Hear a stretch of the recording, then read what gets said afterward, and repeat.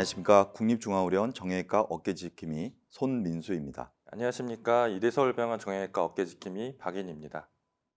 교수님, 상완골두 괴사증 말만 들어도 너무 무시무시한데요. 상완골두 괴사증은 어떤 질환인가요? 무혈성 괴사는 일종의 혈류순환 장애에 의해서 발생하는 질환이라고 할 수 있겠고요.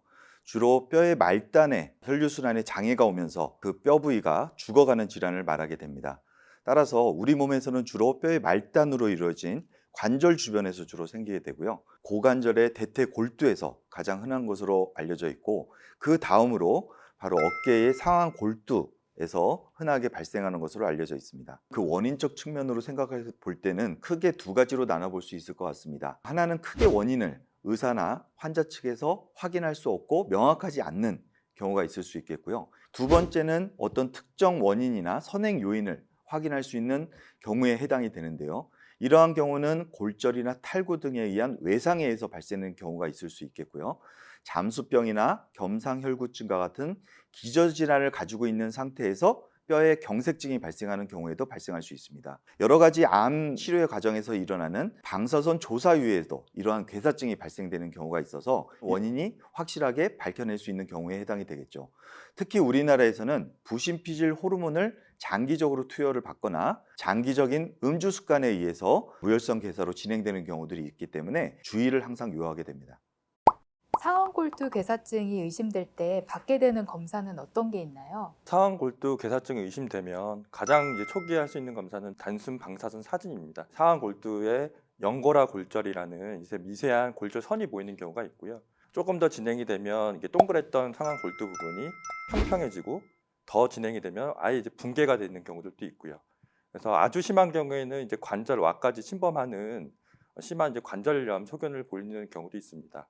여러 가지 증상이나 환자의 과거력에서 상완골두 괴사증이 의심은 되는데, 엑스레이 소견으로는 확인되지 않을 경우에는 추가적인 검사로 MRI 검사를 시행해 볼 수 있겠습니다. MRI 검사는 단순 방사선 사진에서 아까 말씀드린 상완골두의 붕괴 정도의 소견이 보이지 않더라도 그 안에 괴사 부분을 볼 수가 있기 때문에 아주 민감한 검사로 알려져 있고요. 괴사의 조기 발견과 예후 예측, 그다음에 치료 방향을 결정하는 데 있어서 매우 유용한 검사로 알려져 있습니다. 어깨 어딘가가 괴사가 진행 중이라면 참을 수 없이 아플 것 같은데요. 증상이 어떤가요? 무혈성 괴사가 진행되는 과정에서 괴사가 있어도 그 크기가 너무 작거나 그 위치에 따라서 통증이 전혀 없고 별다른 불편감이 없는 경우가 있을 수 있습니다. 특히 경관절의 경우에는 고관절하고 달리 체중 부하가 되는 관절이 아니고 혈관의 혈류 분포가 생각보다는 풍부하기 때문에 괴사가 진행되는 속도가 더딜 수 있겠고요. 따라서 고관절에 비해서 어떤 증상이 발현되는 시기가 진행 과정에서 조금 뒤늦게 나타나는 경우가 있을 수 있겠습니다. 그 증상으로는 대부분 첫 번째는 통증이라고 할 수 있겠고요. 외상이나 이벤트가 없음에도 불구하고 묻어난 통증들이 계속 지속이 된다든지, 관절 운동 방향이 제한이 온다든지, 움직일 때 통증이 심해진다든지 하는 일반적인 어깨 질환에서 통증들이 시작을 하는 경우들이 대부분입니다.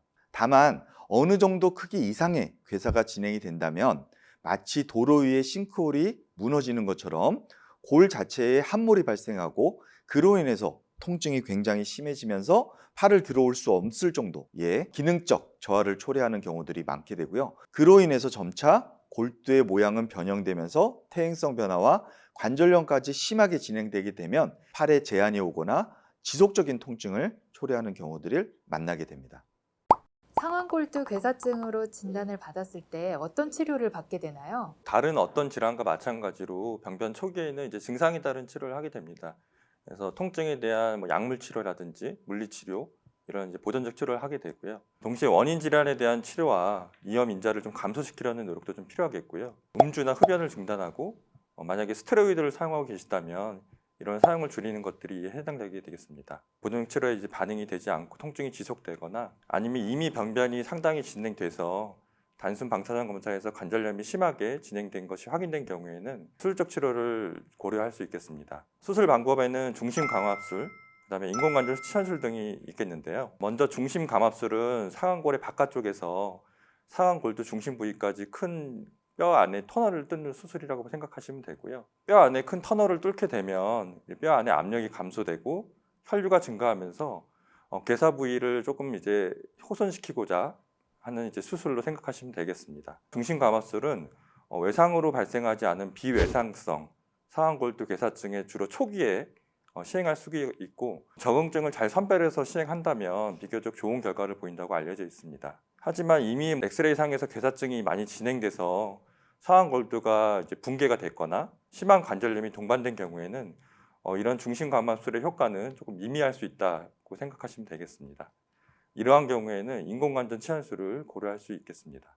특별히 다치지 않았는데도 괴사가 일어날 수가 있나요? 아니면 골절 같은 뭔가 큰 충격으로 질환이 발생하게 되나요? 뼈의 괴사라는 질환, 결국은 혈류순환의 장애를 초래하면서 발생하는 것으로 알려져 있고요. 대부분의 골절이나 탈구에서는 이런 일이 발생하지는 않게 되고 적절하게 치유되고 치료된 골절이나 탈구의 손상에서는 무혈성 괴사가 발생되지는 않습니다. 다만 심한 형태의 골절이나 골절과 탈구가 동반된 복합 손상의 경우에는 골절이나 탈구의 치료 이후에도 주기적으로 외래 통원 치료를 시행하면서 의료진의 검진이나 방사선학적 검사를 시행하면서 체크하는 것이 좋습니다.